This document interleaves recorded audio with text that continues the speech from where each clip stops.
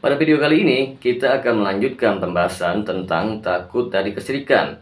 Tonton terus video ini agar kita tidak semua gagal paham.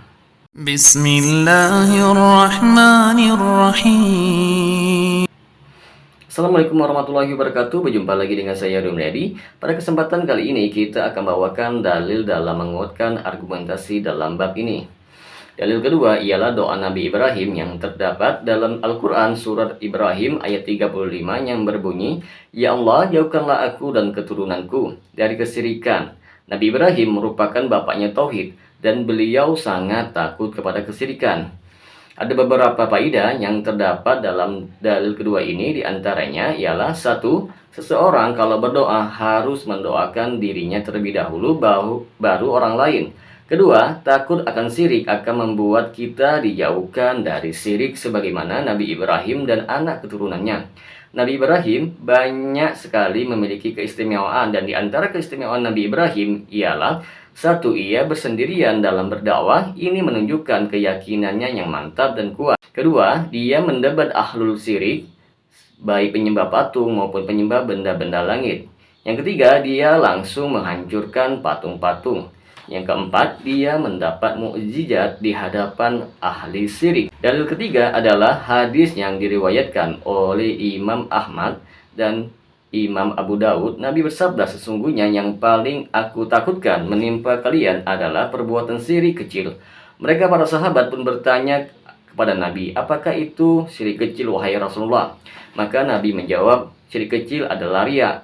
Teman-teman sekalian, di sini kita akan bawakan perbedaan antara syirik kecil dan syirik besar. Syirik besar dapat menggugurkan semua pahala, syirik kecil menggugurkan amalan yang dicampurnya. Syirik besar tidak diampuni, sedangkan syirik kecil mungkin saja diampuni. Syirik besar pelakunya kafir dan kekal di dalam neraka, sedangkan syirik kecil sebaliknya.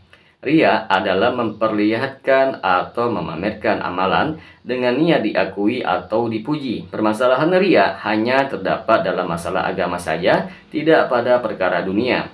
Ada dua macam jenis riya, diantaranya satu, kalau dibicarakan maka disebut sum'ah, sedangkan kalau diperlihatkan maka disebut sebagai riya. Dalil keempat yang kita bawakan, sebuah hadis yang diriwayatkan oleh Ibnu Mas'ud, "Barang siapa yang berdoa kepada selain Allah, maka ia masuk ke dalam neraka jahanam."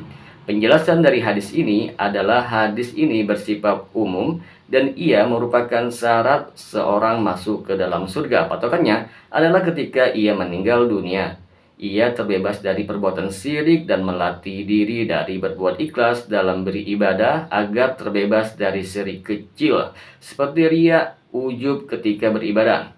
Hadis ini memberi peringatan dan harapan. Syekh Asy'adi berkata, ikhlas secara tabiatnya menolak syirik besar dan kecil. Adapun orang yang terjatuh dalam perbuatan syirik besar dan kecil, maka ia kurang ikhlas.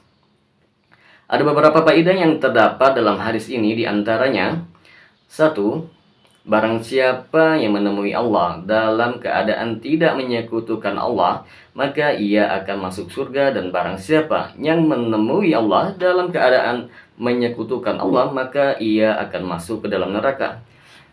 Kedua, siapapun yang melakukan kesyirikan, baik itu nabi atau siapapun, jika ia mati dalam keadaan syirik, maka ia akan masuk ke neraka karena ia menyerahkan ibadah kepada selain Allah, baik itu kepada nabi, malaikat, dan berdoa kepada mereka, maka ia akan kafir dan masuk ke neraka. Di sini kita akan jelaskan bahwa doa ada dua macam, yaitu doa mas'alah, yaitu berdoa atau meminta. Selanjutnya doa ibadah, yaitu semua ibadah, baik itu sholat, haji, najar, dan sembelihan. Ini termasuk ke dalam syariat dan disebut juga ibadah. Maksud dari hadis Ibnu Mas'ud di atas mencakup kepada dua hal doa ini, dan ini bentuknya umum. Kita ketahui bahwa kondisi terdekat seorang hamba kepada Rabb-nya adalah ketika sujud, dan syirik terbesar yang dilakukan oleh seorang hamba adalah berdoa kepada selain Allah. Hadis Ibnu Mas'ud cuma hanya untuk manusia yang sudah meninggal. Adapun manusia yang masih hidup di dunia dan bertobat sebelum ia meninggal, maka ia akan selamat dan tidak termasuk dalam hadis ini. Semoga bermanfaat apa yang telah saya sampaikan. Assalamualaikum warahmatullahi wabarakatuh.